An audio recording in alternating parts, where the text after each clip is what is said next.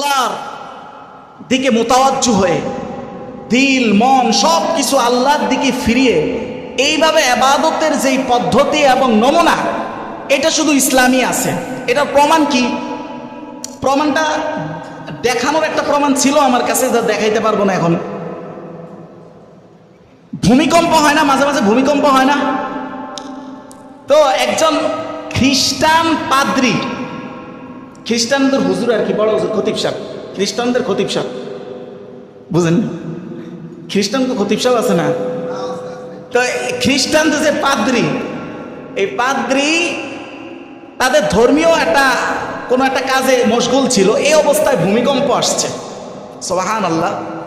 সামান্য একটা ভূমিকম্পের ধাক্কার সাথে সাথে পাদ্রী তার আলখেল্লা টেল্লা রাইখা, সবকিছু রাইখা, জুতা স্যান্ডেল সবকিছু রাইখা পইরা দৌড়। আর পাশে পাশে দেখাইলো যে এই ভূমিকম্পের সময় একটা মসজিদের দৃশ্য।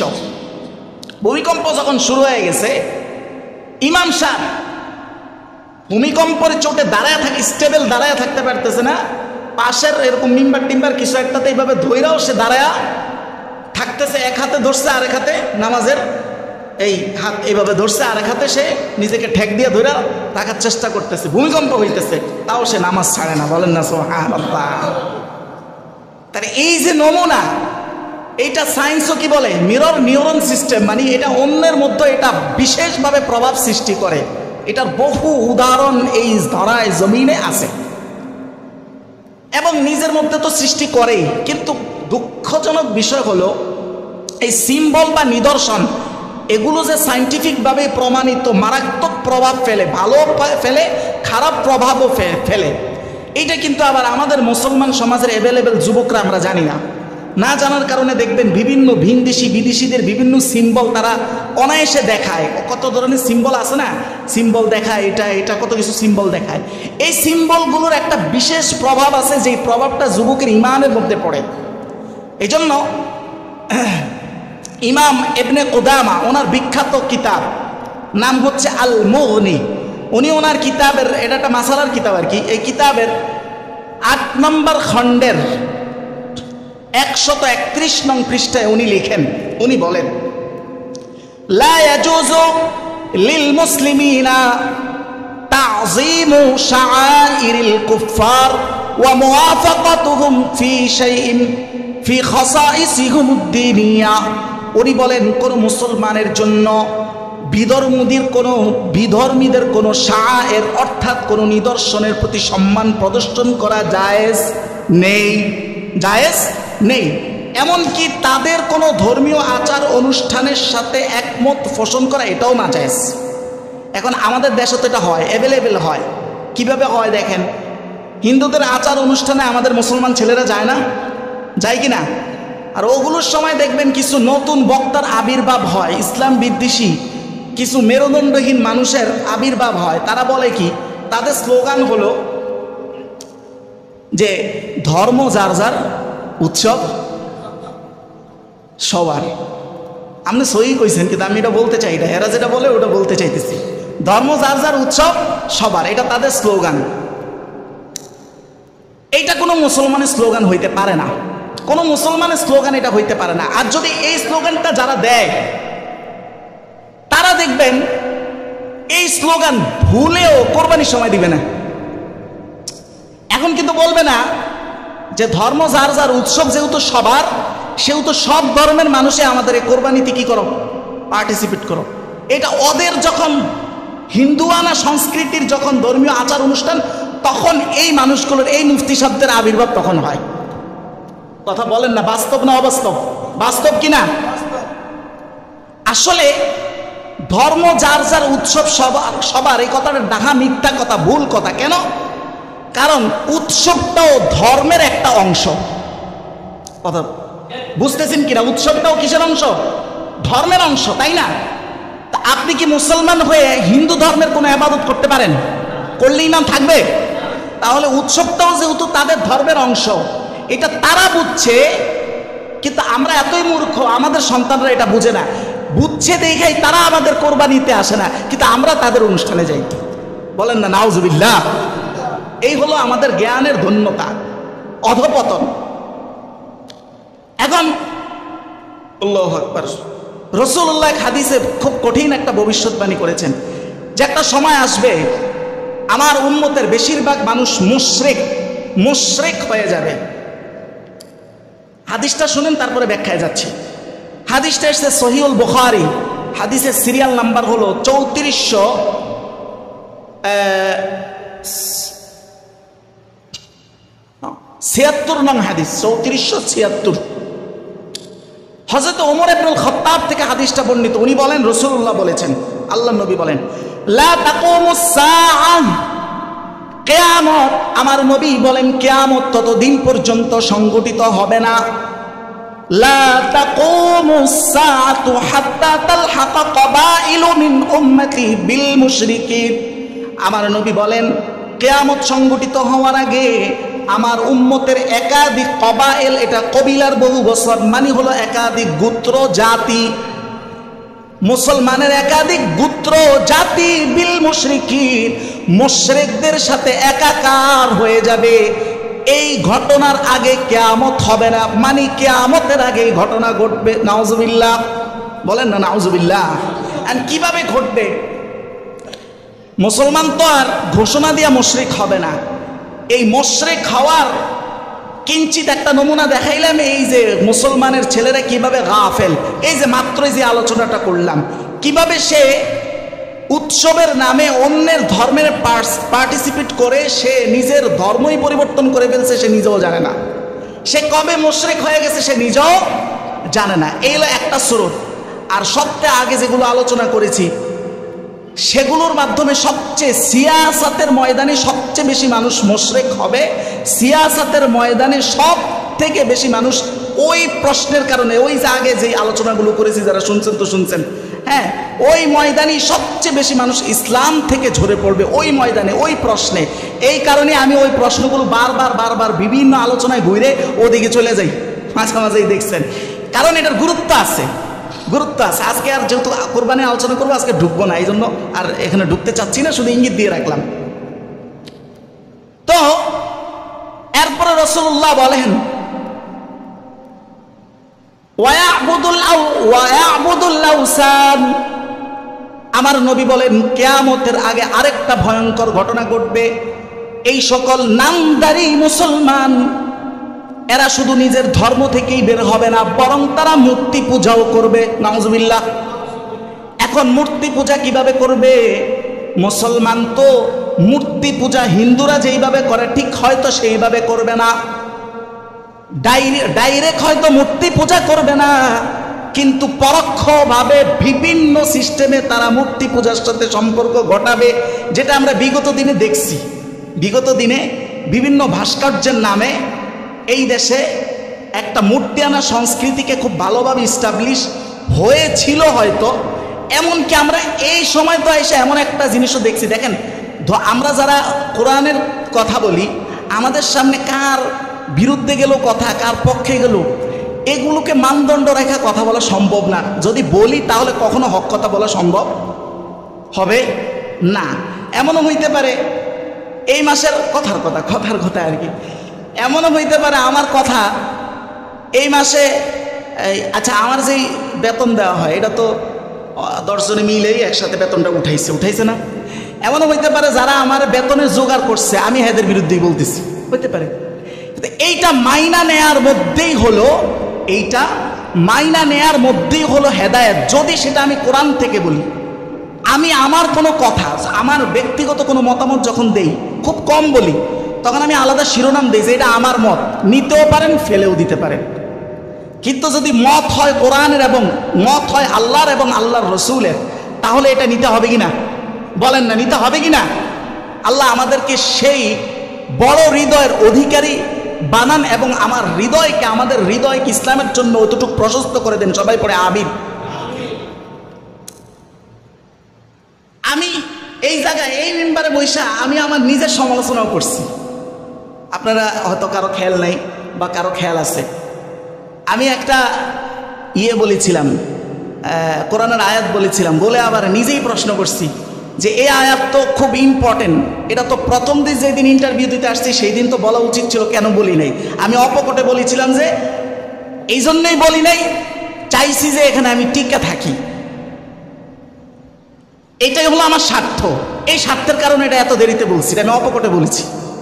কিন্তু আপনারা কেউ বললে তো আপনারা রাগ হয়ে যাবেন। আমি তো এই মেম্বারে আমার ব্যাপারেই বলেছি যে হ্যাঁ আসলে এই স্বার্থ ভিতরে ছিল, এই জন্য আমি বলি নাই, দেরি করছি। যে আমি যদি ইন্টারভিউর দিনে এই কথা বলতাম তাহলে অনেকে বলতেছে এই হুজুর আনাই যাবে না, ওটাও আমি জানি, এই জন্য আমি দেরিতে বলছি। এটা কার সমালোচনা হইলো? আমার নিজের সমালোচনা, আত্মসমালোচনা। তো দেখেন, আমি একটা ভয়ঙ্কর জিনিস দেখলাম, আল্লাহু আকবার। এই সময় আইসা মসজিদের মধ্যে নেতাদের ছবি দিয়ে ব্যানার, এটা না আমরা আগে পূর্বে কোথাও দেখি নাই। এটা চোখে পড়ছে, যে কোন জায়গার এটা জানি না, কিন্তু একটা ছবি চোখে পড়ছে এরকম। এই জিনিসটা খুবই খারাপ একটা সাইন। আজকে এই বিষয়ে আলোচনা করবো না, অন্য এক সময় আলোচনা করবো। তবে এই যে রাসূলুল্লাহ বললেন কতভাবে মানুষ মুশরিক হয়ে যাবে আর মূর্তি পূজা করবে, তার কিঞ্চিত একটা নমুনা তুলে ধরার চেষ্টা করলাম। এবার কোরবানিতে আসেন। তো কোরবানি হচ্ছে আমাদের ইসলামের একটা সিম্বল। আলোচনাটা এইভাবে করতেছিলাম যে ইসলামের সিম্বলকে সম্মান করা যেইভাবে ওয়াজিব, ফরজ, ঠিক ভিনদেশীয় এবং ভিন্ন ধর্মীয় সিম্বলকে অনুসরণ না করা এটাও ওয়াজিব, এটাও আমাদের উপরে জরুরি। এটা বলতে গিয়েই এই শিরকের একটু আলোচনা ঢুকে গেছে। তো কোরবানি যে একটা সিম্বল, এইটা তো সম্মান করা আমাদের সবার উপরে ফরজ, সবার উপরে, ধনী গরিব সবার উপরে সম্মান করাটা সবার উপরে ফরজ। কিন্তু পালন করা কার উপরে ফরজ? কার উপরে? এক কথায় আপনারা যেটা প্রশ্ন করেন যে কোরবানি ওয়াজিব কার উপরে, কোরবানি ওয়াজিব কার উপরে, এটা একটু শুনেন। কোরবানি ওয়াজিব হওয়ার জন্য শর্ত হলো 52.5 তোলা রূপা, এইটার যে বাজার মূল্য হয়, মানে এখন এটা যে বাজার মূল্য, এই পরিমাণ টাকা যদি আপনার কাছে থাকে, কোন টাইমে, টাইম লিমিটেশনটা কি? 10 জিলহজের ফজরের পর থেকে নিয়ে 12 জিলহজ সন্ধ্যা পর্যন্ত, এই মধ্যবর্তী টাইমের মধ্যে যদি আমার আপনার কারো কাছে 52.5 তলা রূপার যেই বাজার মূল্য হয়, এই রকম সমমূল্যের কোনো সম্পদ আমার কাছে থাকে, তাহলেই আমার উপরে কোরবানি ওয়াজিব। এক নাম্বার কথা। কথা নাম্বার 2, এই যে মূল্যটা, এটা কি ক্যাশ টাকা না অন্য কোনো কিছু? না, এটা শুধু ক্যাশ টাকাও না। এইটা হলো, দেখা গেল যে 52.5 তলায় আপনার কাছে রূপা আছে, তাহলে তো হবেই। কিন্তু রূপা এতটুকু নাই, অল্প আছে রূপা, কিছু আছে স্বর্ণ, কিছু ক্যাশ টাকা আছে, সবটা মিলাইয়া এই পরিমাণ মূল্যে এটা দাঁড়াচ্ছে, তাহলে আপনার উপরে কোরবানি ওয়াজিব। আবার কোরবানির ক্ষেত্রে এক্সট্রা কিছু বিষয় অ্যাড করা হয়, যেটা যাকাতের ক্ষেত্রে অ্যাড করা হয় না। সেটা হলো, যদি আপনার বাড়তি এমন সম্পদ থাকে যেটা আপনার কাজে লাগে না, যেমন বাড়তি জমি ফালায় রাখছেন, কাজে লাগে না, আপনি এটা ব্যবহার করছেন না, বাড়তি সম্পদ, এইটার মূল্যমান হিসাব করেও আপনার উপরে কোরবানি আসবে।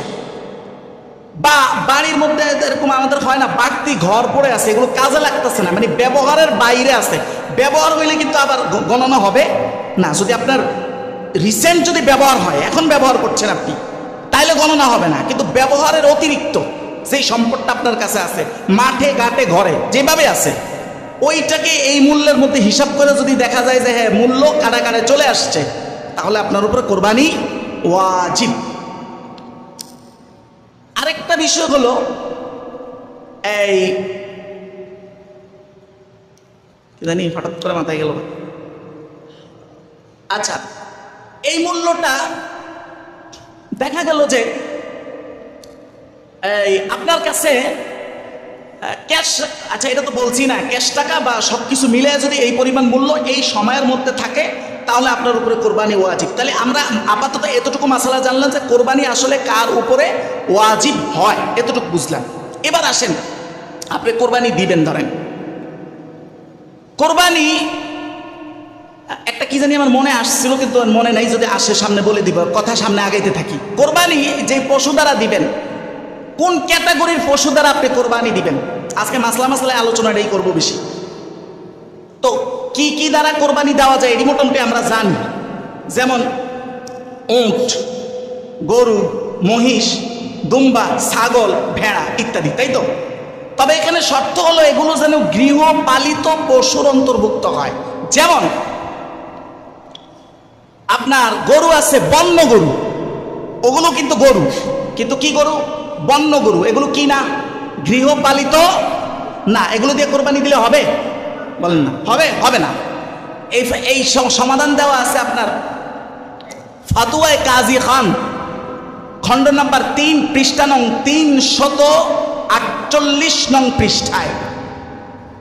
এখন আপনার কোরবানি দেওয়ার সামর্থ্য হয়েছে, ধরেন আমি যে ক্যাটাগরি বললাম এই ক্যাটাগরিতে, ও মনে আসছে, এটাই ভুলে গেছিলাম, হ্যাঁ, কোরবানির যে সম্পদের বিবরণ দিলাম এটার সাথে ব্যবসায়ী পণ্য যুক্ত। ব্যবসায়ী পণ্য, ব্যবসা করার জন্য আপনি যে পণ্য উঠাইছেন দোকানে, সেটাও কিন্তু এই হিসাবে আসবে। সেটা কিন্তু ব্যবহারিক পণ্য হিসাবে বাদ যাবে না। ব্যবহারিক পণ্য হচ্ছে ঘরে বাইরে আপনি যেগুলো ব্যবহার করেন ওগুলো বাদ যাবে, কিন্তু ব্যবসায়ী পণ্য কিন্তু সর্ব অবস্থায়, জাকাতেও ধার্তব্য, কোরবানিতেও ধার্তব্য। এটাই ভুলে গেছিলাম, এটাই বলে দিলাম মাঝখান দিয়ে। এখন এই পরিমাণ আপনার সামর্থ্য হওয়ার পরেও যদি আপনি কোরবানি না দেন, তাহলে আপনার ব্যাপারে বা আমার ব্যাপারে রাসূলুল্লাহর বক্তব্য কি এটা একটু শুনেন। হাদিসটা এসেছে সহিহ ইবনে মাজাহ, হাদিসের সিরিয়াল নাম্বার হলো 3123 নং হাদিস। আল্লাহ নবী বলেন, একটু শুনেন। নবী বলেন, মান কানা লাহু সিআতুন, আল্লাহ নবী বলেন আমার যেই উম্মতের সিআতুন, এতটুকু সামর্থ্য, যেই পরিমাণ সামর্থ্য হলে তার উপর কোরবানি ওয়াজিব, এই সামর্থ্য তার ছিল, থাকা সত্ত্বেও আলাম ইউদাহি, আমার এই উম্মত কোরবানি দেয় নাই। আমার নবী এবার বলেন, রাগ করে বলেন, তাকে বলে দিবা সে যেন ফালা ইয়াকরাবান্না মুসাল্লানা, সে যেন আমাদের ঈদগাহে উপস্থিত না হয়। বলেন না নাউজুবিল্লাহ। সে যেন আমাদের ঈদগাহে উপস্থিত না হয়। এটা হলো রসুল রাগ করে ওই উম্মতের ব্যাপারে বক্তব্য দেন। তো রসুল এইভাবে কথা বললে ওই উম্মত কি আল্লাহর রহমত প্রাপ্ত হবে না গজব প্রাপ্ত হবে? বলেন না, রহমত না গজব? আল্লাহ আমাদেরকে আল্লাহর গজবের যত কাজ আছে তার থেকে দূরে থাকার তৌফিক দান করুন। বলেন আমিন। এখন একটা প্রশ্ন হইতে পারে যে হুজুর, ঘটনাক্রমে, ধরেন ঘটনাক্রমে কোরবানিটা আমি দেই নাই, ঘটনাক্রমে হয়ে গেছে, এখন কি এই গুনাহ থেকে বাঁচার কোনো সমাধান নাই? যদি প্রশ্ন এরকম হয় তাহলে উত্তর হলো হ্যাঁ, আছে। যেমন একটা কিতাব, মাসালার কিতাব, এটা নাম হলো আল বাদাই ওয়াস সানাই। এই কিতাবের 4 নং খণ্ডের 204 নং পৃষ্ঠায় উল্লেখ করা হচ্ছে যে হ্যাঁ, এই গুনাহ থেকে বাঁচার 2টা পদ্ধতি। এক হলো যিনি কোরবানি ওয়াজিব হওয়া সত্ত্বেও কোরবানিটা দেন নাই, এই ক্ষেত্রে 2টা সুরত হইতে পারে। একটা হলো সে পশুই কিনে নাই, কিনেই নাই। আরেকটা সুরত এরকম হইতে পারে সে কিনছে, কিনাও দেয় নাই, সময় শেষ হয়ে গেছে, সময় কোরবানির যে 3 দিন সময় এটা শেষ হয়ে গেছে, দেয় নাই।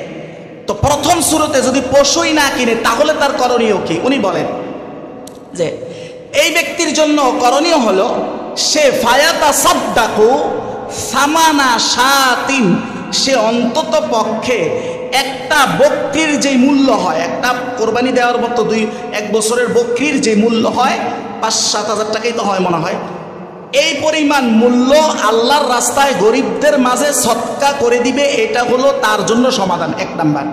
আর যদি বিষয়টা এমন হয় যে পশু কিনছে কিনা সে কোনো কারণে ঘটনাক্রমে দিতে পারে না, হয় কিন্তু এরকম হইতে পারে ঘরের মানুষ অসুস্থ হয়ে গেছে বা অন্য কোনো বিপদে সে বিপদগ্রস্ত হয়ে গেছে, কোরবানি আর দিতে পারে, হইতে পারে কিনা বলেন না? হইতে পারে, হইতেই তো পারে। এখন তার সমাধান কি? কোরবানির সময় শেষ, এখন কি করবে? কোরবানি দিবে না। সমাধান হলো ফায়াতা ওয়াইনিশতারা যাবিহাতাহু, পশু কিনছে, ওয়ালাম ইয়াজবাহা, কিন্তু পশুটা জবাই দেয় নাই, আর কোরবানির নির্ধারিত সময়ও শেষ, তাহলে আর জবাই দেওয়া যাবে না, জবাই দেওয়া যাবে না। করণীয় কি? করণীয় হলো ফায়াতা সাদ্দাকুহা হাইয়ান, এই পশুটা জীবিত সে গরিবের মাঝে সদকা করে দিবে, এটা হচ্ছে সমাধান। তো এই একটা মাসালা জানলাম। এবার একটু সামনে আসেন, যে আমরা অনেকে আপনার কোরবানির সাথে আকিকা দেই, বলেন না দেই কিনা? আকিকার নাম দেয় কিনা কোরবানির সাথে? দেয়। এটা জায়েজ আছে কিনা? এইটার ব্যাপারে হানাফি থট বলে যে জায়েজ আছে।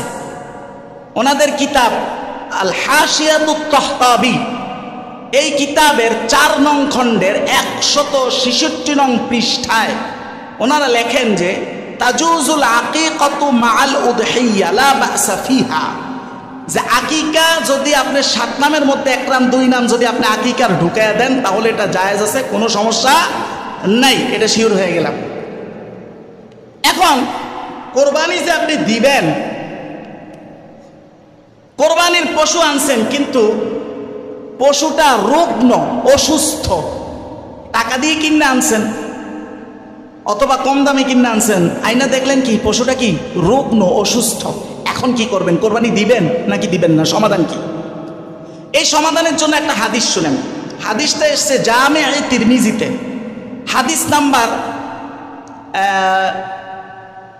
1497 নং হাদিস। হযরতে আলী রাদিয়াল্লাহু তাআলা আনহু বলেন, রাসূলুল্লাহ উনাকে বলেছেন, কি বলেছেন দেখেন, উনি বলেন, আমারানি রাসূলুল্লাহ সাল্লাল্লাহু আলাইহি ওয়াসাল্লাম, হযরত আলী বলেন আল্লাহর নবী আমাদেরকে বিশেষভাবে আমাকে নির্দেশ করেছেন। আল্লাহর নবী বলেন, আলী বলেন যে আমার নবী নির্দেশ করেছেন আন্নাস্তাশরিফাল আইনা ওয়াল উযুন, আমরা যখন কোরবানির পশু ক্রয় করতে যাব, আল্লাহর নবী বলেন যে পশু ক্রয় করার ক্ষেত্রে আল্লাহর নবী বিশেষভাবে 2টা জিনিসের লক্ষ্য রাখতে বলেছেন। 1 নাম্বার পশুর চোখ দেখে ক্রয় করো, 2 নাম্বার হলো পশুর কান দেখে ক্রয় করো। তার মানে এই 2টার মধ্যে যেন কোনো ত্রুটি না থাকে, এটা যেন নিশ্চিত করা হয়, এইটা রাসূল বলেছেন। আরো কিছু কথা বলেছেন রাসূল এরপরে বলেন, আলী বলেন রাসূল আমাদেরকে নিষেধ করলেন ওয়া আল্লা ইউদাহিয়া, যেন কেউ কোরবানি না দেয় বিমুকাবালাতিন, মোকাবালা পশু দ্বারা, ও মুদাবারাতিন, মুদাবারা পশু দ্বারা, ও শারকা, শারকা পশু দ্বারা, ওয়াল খরমা, খরমা পশু দ্বারা। এখন এই যে 4টা শব্দ বললাম, আপনারা কেউ অর্থ বুঝছেননি? কথা বলে না, অর্থ বুঝছেন কেউ? আপনারা তো বুঝেন নাই, হযরত আলীও বুঝে নাই। না বুঝা হযরতে আলী জিজ্ঞাসা করলো, হযরতে আলী বলল কুলতু ইয়া রাসূলুল্লাহ, আমি আল্লাহর নবীকে জিজ্ঞাসা করলাম মাল মুকাবালা, মুকাবালা পশু আবার কি? আল্লাহর নবী ব্যাখ্যা করে বললেন আল্লাতী তুকাবিলু উযুনুহা, যেই পশুর কানের সামনের অংশ কাটা, এই পশু দ্বারা কোরবানি দেওয়া, কথা বলে না, দেওয়া যাবে না। আলী বলেন কুলতু ইয়া রাসূলুল্লাহ, আমি এরপরে জিজ্ঞাসা করলাম ইয়া নবী মাল মুদাবারা, মুদাবারা পশু কি? নবী বললেন আল্লাতী তুদবিরু উযুনুহা, যেই পশুর কানের শেষ অংশ কাটা, ওইটা দ্বারা, আগেরটা বলছে শুরু অংশ, যেটার শেষ অংশ কাটা ওইটা দিয়েও কোরবানি দেওয়া যাবে না। এরপরে আলী বলেন কুলতু ইয়া রাসূলুল্লাহ মাশশারকা, শারকা পশু কি? তখন নবী বললেন যে এটা হলো কান, আর একটা হলো কান মাঝখান দিয়ে ফাইড়ে গেছে, আল্লাতী শুক্কা উযুনুহা, যেটার একদম কান ফাইড়ে গেছে, এই পশু দ্বারাও কোরবানি দেওয়া যাবে না। শব্দ আরেকটা রয়ে গেছে। আলী আবার জিজ্ঞাসা করলেন কুলতু ইয়া রাসূলুল্লাহ, হে আল্লাহর নবী মাল খরমা, খরমা পশু কি? এবার নবী আরেকটা ব্যাখ্যা করলেন, বললেন আল মাখরুকাতু উযুনুহা খরকান মুস্তাদিরান, যেই পশুর কান মাঝখান দিয়ে গোল হয়ে ছিদ্র হয়ে গেছে, গোল হয়ে ছিদ্র হয়ে গেছে। এক করতে এই ধরনের ত্রুটিপূর্ণ পশু দ্বারা কোরবানি দেওয়া যাবে? বলে না, না দেওয়া যাবে না। এরপরে নবী আরেকটা গুরুত্বপূর্ণ কথা বলেন, সেটা হলো আলী বলেন ওয়া নাহা, আল্লাহর নবী আমাদেরকে নিষেধ করেছেন আল্লাহ নুদাহিয়া, যেন কোরবানি দেওয়া না হয় বিল আজফা আল্লাতী লা তুনকি, ওই পশু যার হাড্ডির মধ্যে মজ্জা নাই। হাড্ডির মধ্যে মজ্জা নাই মানে হলো হাড্ডির মধ্যে তো একটা ক্যালসিয়াম থাকে, এটা জানেন না? এই পরিমাণ অসুস্থ যে জবাইয়ের স্থান পর্যন্ত পশুটা হাইটা যাইতে সক্ষম না, এই পশু দ্বারা কোরবানি করা বলেন না যাবে না। তাহলে এই মাসালাটা এই হাদিস থেকে আমরা জানতে পারলাম। এবার আসেন, বক্তব্য হলো যে পশুটা সুস্থই, ধরেন শারীরিকভাবে সে ফ্রিডম, কিন্তু উপর দিয়েও কোনো সমস্যা নাই, কিন্তু ভিতরে সমস্যা, যেমন দাঁত নাই, দাঁত ভাঙ্গা, কি নাই, দাঁত নাই। এই পশু দ্বারা কোরবানি দেওয়া যাবে কিনা, এইটার ব্যাপারে মতামত আসছে ফতুয়া আলমগীরি এর 5 নম্বর খণ্ড 298 নং পৃষ্ঠায় দুইটা সমাধান। যদি পশুটা দাঁত এই পরিমাণ না থাকে যে সে ঘাসটাও চাবায়া খাইতে পারে না, তাহলে এই পশু দ্বারা কোরবানি দেওয়া যাবে না। যদি দাঁত ভাঙ্গা ঠিক, কিন্তু তার খাবার গ্রহণে কোনো সমস্যা হয় না, তাহলে এই পশু দ্বারা কোরবানি দেওয়া যাবে। কথা কি বুঝাইতে পারছি? বুঝছেন সবাই? দেওয়া যাবে। এখন সামনেও ঠিক, দাঁতও ঠিক, সব ঠিক, কিন্তু লেন্সা একটু কাটা। কি কাটা?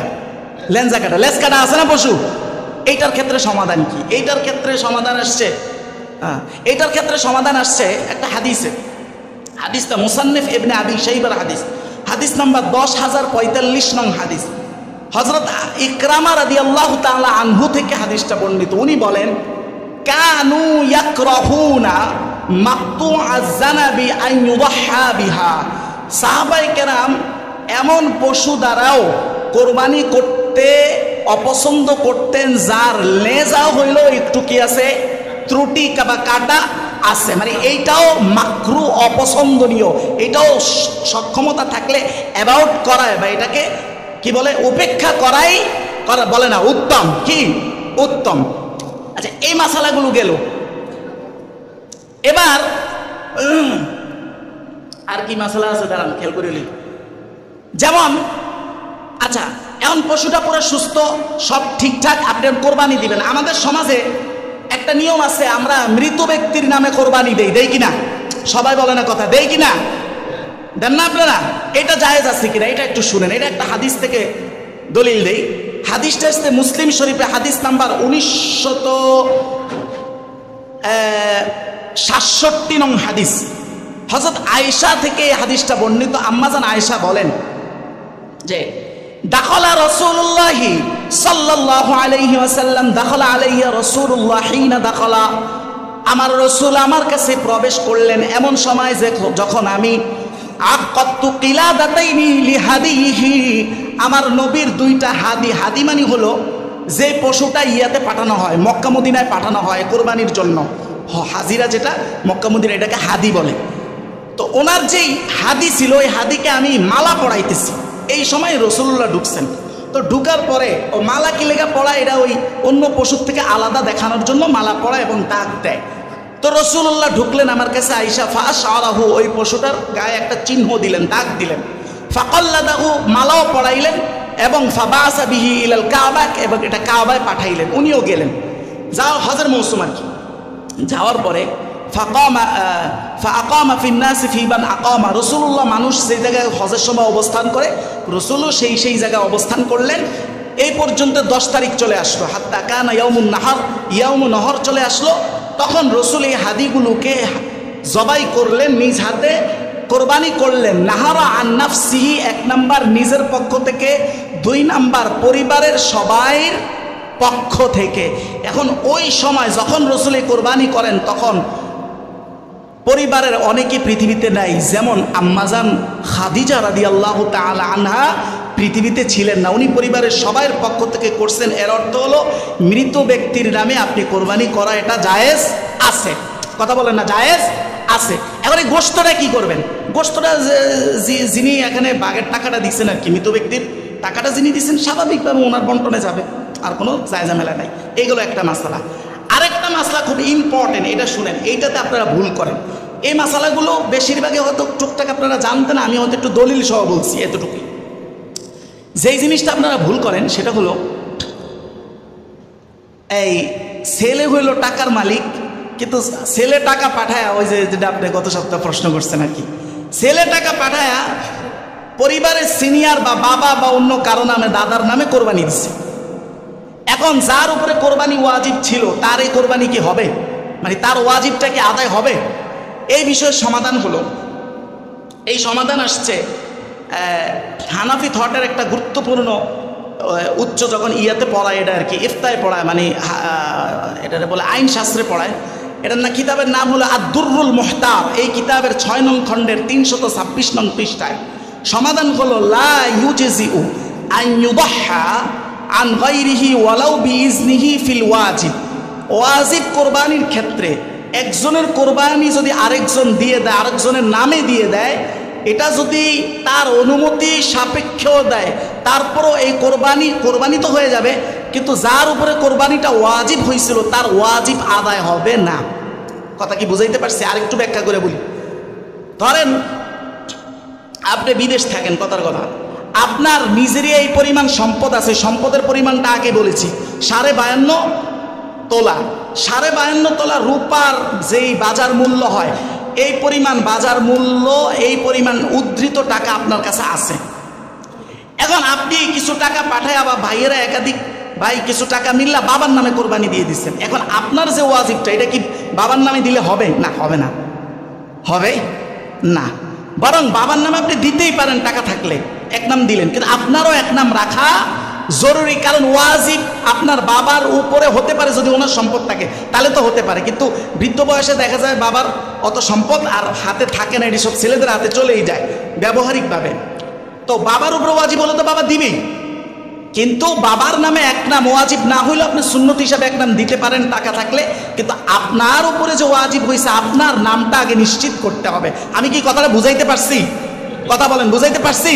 যাক, আলহামদুলিল্লাহ। এই মাসালাটা মাথায় রাখবেন। এটা কিন্তু শুধু এই এলাকা না, সব এলাকায় কিন্তু এই ভুলটা আছে। এবার আরো কয়েকটা মাসালা, আরো গুরুত্বপূর্ণ কয়েকটা মাসালা আছে। যেমন এই কোরবানির পশুর কোনো অংশ বিক্রি করা যাবে কিনা, এটা একটা ইম্পর্টেন্ট মাসালা। এইটার ব্যাপারে সমাধান আসছে ফতুয়া আল হিন্দিয়া 5 নং খণ্ড 300 নং পৃষ্ঠায়, যে ওখানে বলা হচ্ছে লা ইউবাউ শাইউম মিনাল উদহিয়া, কোরবানির পশুর কোনো অংশ বিক্রি করা যাবে না। লা লুহুমুহা, না তার গোশত, ওয়ালা জুলুদুহা, না তার চামড়া, ওয়ালা আসমুহা, না তার হাড্ডি, ওয়ালা শাহমাতুহা, না তার চর্বি, কোনো অংশই বিক্রি করা যাবে না। এখন কথা হলো, এই জায়গায় একটা খটকা পাইবেন, সেটা হলো যে আমাদের দেশে তো চামড়া বিক্রি হচ্ছে, চামড়া বিক্রি হচ্ছে না।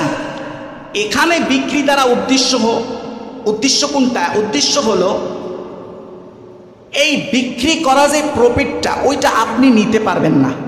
এখানে বিক্রি দ্বারা উদ্দেশ্য সত্তাগত বিক্রি না, বিক্রির সত্তাটা উদ্দেশ্য না। উদ্দেশ্যটা হলো চামড়া বিক্রি যদি আপনি করেনও, এই টাকাটা কে পাবে? গরিব পাবে। এই টাকাটা কে পাবে? গরিব পাবে। ওই গরিব পাওয়ার অর্থে বিক্রি, এটা সমস্যা নাই, কিন্তু এইটা যদি আপনি নেন টাকা, ওই অর্থে বিক্রি কি নাই? জায়েজ নাই। আর গোশত বা অন্য অংশ এগুলো তো জায়েজ নাই। তবে হ্যাঁ, যাকে আপনি দান করে দিচ্ছেন, কোরবানি যিনি দিচ্ছে সাহিবুল উদহিয়া, সে বিক্রি করতে পারবে না। কিন্তু দেখা গেল একজন মানুষের আপনি কোরবানির গোশত দিচ্ছেন, এখন তার হতে পারে টাকার প্রয়োজন, সে অন্য কোথাও বিক্রি করে দিছে, গিফট দেওয়ার পরে এটা তো তার মালিকানা হয়ে গেছে, সে তো আর কোরবানি দাতা না, সে বিক্রি করলে করতে পারে। এগুলোর দিকে তাকানোর দরকার নাই। আচ্ছা, তবে চামড়া আপনার এই বিক্রি না করে যেটা জায়েজ আছে সেটা হলো খাওয়া জায়েজ। খাওয়া, যে কোরবানি দিছে তিনি চাইলে চামড়া খাইতে পারবে, খাওয়া কিন্তু জায়েজ। গোশত তো খাওয়া জায়েজ আছে, বিক্রি কি নাই? জায়েজ নাই। বিক্রির অর্থ কি এখানে? প্রফিট করা। বিক্রির অর্থ এখানে শাব্দিক অর্থে বিক্রি না, মানে নিজে কোনো লাভবান হওয়া বিক্রি করে, এটা জায়েজ নাই। চামড়ার ক্ষেত্রে একই। তা আপনি যে বিক্রি করছেন এটা গরিবের জন্য করছেন, এটা নিজের জন্য করছেন, ওটা জায়েজ আছে। এখন চামড়া যদি আপনি খাইতে পারেন, এটা অনেক ঝামেলা। খাইতে পারলে ভালো, কোনো সমস্যা নাই, জায়েজ আছে। কিন্তু বিক্রি করলে দিতে হবে কাকে? গরিবকে। বিক্রি করলে এটার মূল্য আর আপনি বক্ষণ করতে পারবেন না। এটা হলো মাসালা, ক্লিয়ার করে দিলাম। এবার হলো আরেকটা ভুল, 2টা মাসলা বলে আজকের বয়ান শেষ করে দিচ্ছি। আরেকটা ভুল হলো যে আপনারা কসাইকে যে খালাইছে বা আপনার গরুতে কাজ করছে তাকে মূল্য পরিশোধ করে দেন এই গরুর গোশত দ্বারা। এটা করেন কিনা? করে কিনা? হ্যাঁ, এটা হয়। এইটা ব্যাপারে একটা হাদিস শুনেন, হাদিসটা শুনে শেষ করে দিই। মুসনাদে আহমদের হাদিস, হাদিস নাম্বার 17,086 নং হাদিস। আল্লাহর নবী বলেন যে, হযরত আলী বলেন যে রাসূলুল্লাহ আমাকে আমারানি রাসূলুল্লাহ সাল্লাল্লাহু আলাইহি সাল্লাম আন আকুমা আলা বুদনিহি, রসুল কিছু কোরবানির পশু কিনছেন, আমারে দায়িত্ব দিয়েছেন এগুলো দেখভালের জন্য। কোরবানির পরে বলছেন যে এই কোরবানির পরে আন উকাসিমা লুহুমাহা, এগুলোর গোস্তগুলো যেন বন্টন করে গরিবের দিয়ে দেয়, ও জুলুদাহা, এবং এগুলোর যে চামড়া আছে এগুলো যেন বন্টন করে গরিবকে দিয়ে দেয়। আর একটা নির্দেশ করেছেন, সেটা হলো ওয়ালা উতিয়া ফি জিজারাতিহা শাইআন, কসাই বাবদ কোনো মূল্য যেন এই কোরবানির পশুর কোনো অংশ থেকে কোনোভাবে যেন পরিশোধ না করা হয়, এটা হারাম, নাজায়েজ। কথা কি বুঝাইতে পারছি? কথা বলেন না, বুঝছেন? হ্যাঁ, এখন আপনার মূল্য কিভাবে দিবেন? মূল্য আপনাকে নগদ টাকা বা অন্য কোনো কিছু দিয়ে দিতে হবে। তাহলে গোস্ত কি তাহলে দেওয়া যাবে না? হ্যাঁ দেওয়া যাবে, গিফট হিসাবে দিবেন। দশজনকে দিবে, যেভাবে দিয়েছেন তাকে গিফট হিসাবে দিবেন, কিন্তু সে যে আপনার এখানে কাজ করছে, কাজের মূল্য হিসাবে এটা দেওয়া, কথা বলে না, দেওয়া যাবে না। কারণ দেখেন, ওই একই তো কথা, এটা বিক্রি করা যাবে না কি জন্য? আপনি যেন প্রফিট না করতে পারেন, এই জন্য তো বিক্রি করা নিষেধ। তা আপনি যখন নগদ টাকা না দিয়ে এটা দিয়ে মূল্য পরিশোধ করে দিচ্ছেন, এই তো প্রফিটই করছেন আপনি। বুঝেন না? হিসাবটা তো এক জায়গায়, হয়তো অনেকে বুঝতেছেন না মনে হয়, একই তো। আচ্ছা, এটা গভীরতা না বুঝলেও মাসালাটা শুধু মনে রাখেন যে এটা হ্যাঁ না টাকে মনে রাখেন, যে এটা যাবে না। আলাদা গিফট করেন আপনি তাকে, 1 কেজি গোস্ত দিয়ে দেন, এটা আপনি তাকে দিতেই পারেন সম্মানী, কিন্তু সে যে কাজটা করছে, যে পরিশ্রম করছে, এটার পারিশ্রমিক আলাদা দিতে হবে। কথা কি ক্লিয়ার? বুঝছেন? সর্বশেষ মাসালা, ফতুয়াল হিন্দিয়ার এই 5 নং খণ্ডের 300 নং পৃষ্ঠার আরেকটা মাসালা হলো, গোস্তটা আপনি কয় ভাগে ভাগ করবেন, এটা নিয়ে একটা প্যাচ আছে। তো প্যাচটা এত বেশি না, গত সপ্তাহে আমরা শুনছি আরেকটা সিস্টেমের কথা, সেটা হলো যে 7 ভাগের কোরবানি, পুরা গোস্তটাকে নাকি 8 ভাগ করে, কেউ কেউ 8 ভাগ করে, সবার পক্ষ থেকে 1 ভাগ গরিবকে দিয়ে দেওয়া হয়, আর 7 ভাগ 7 জনে নিয়ে যায়। এই সিস্টেমটা নাজায়েজ না, যদি সবার সম্মতি থাকে তাহলে এটা জায়েজ আছে। তবে উত্তম কোনটা? মুস্তাহাব হলো যে আইয়ুস্তাহাব্বা আইয়াকুলা সালাস সুলুসান, আপনি 3 ভাগের 1 ভাগ খাবেন, আপনি আলাদা করে নিয়ে যাওয়ার পরে আপনার দ্বারা আপনি আবার 3 ভাগ করবেন, 3 ভাগের 1 ভাগ আপনি রাখবেন। ওয়াহদিয়া সুলুসান, হাদিয়া দিয়ে দিবেন 3 ভাগের 1 ভাগ। হাদিয়া কারে দিবেন? যেমন আত্মীয় স্বজন, আত্মীয় স্বজন কিন্তু দান না, এটা হলো হাদিয়া, গিফট। আর ওয়াতাসাদ্দাকু বিসুলুসিন, আর বাকি 3 ভাগের 1 ভাগ আপনি দান করে দিবেন গরিবের মাঝে। এইটা হলো মুস্তাহাব সিস্টেম, এটা হলো সর্বোত্তম সিস্টেম। এবং হিসাব করলে দেখা যায় আপনারা যে সিস্টেমে করেন তার চাইতে এইটার মধ্যে গরিবের লাভ বেশি। কথাটা বুঝাইতে পারছি? গরিব এটার মধ্যে লাভ বেশি। তাইলে এখানে কিছু জিনিস আছে আমাদের অনুত্তম কাজ করি, আর কিছু জিনিস আছে আমরা হারাম কাজ করি। তো যেগুলো অনুত্তম সেগুলোকে উত্তম পন্থায় আমরা যেন করি, সেটার প্রতি প্রচেষ্টা হব। আর যেগুলো হারাম কাজের সাথে আমরা লিপ্ত, এগুলোকে পরিপূর্ণ অ্যাবাউট যেন আমরা উপেক্ষা করতে পারি, সম্পূর্ণ এগুলো সমাজ থেকে বাদ দিতে পারি। এই যেই মাসালাগুলো জানলাম, এবং আরও কিছু হয়তো মাসালা থাকতে পারে, আজকে যেহেতু সময় শেষ। যদি আপনার কোনো খটকা থাকে তাহলে আমি নামাজের পরে আসি, আজকে হয়তো থাকা হবে, জানি না এটা সিদ্ধান্ত কী আসে। তো আপনার খটকা হলে আমাকে জিজ্ঞাসা করে, আপনি যেই মাসালা আপনার খটকা, আমি তো আমার মতো করে কিছু সিরিয়ালে মাসালা বলছি, এমন আছে আপনার একটা মাসলায় খটকা, এটা আপনি জিজ্ঞাসা করে নিন ইনশাআল্লাহ। তারপরেও আমাদের আমল যেন যথাযথ আল্লাহ এবং আল্লাহর রসুলের পথ অনুসরণ করে তাদের সন্তুষ্টির জন্য পরিপূর্ণ করতে পারি। আল্লাহ আমাদেরকে তৌফিক দান করেন। সবাই করি আল্লাহুম্মা আমিন। ওয়া আখির দাওয়া।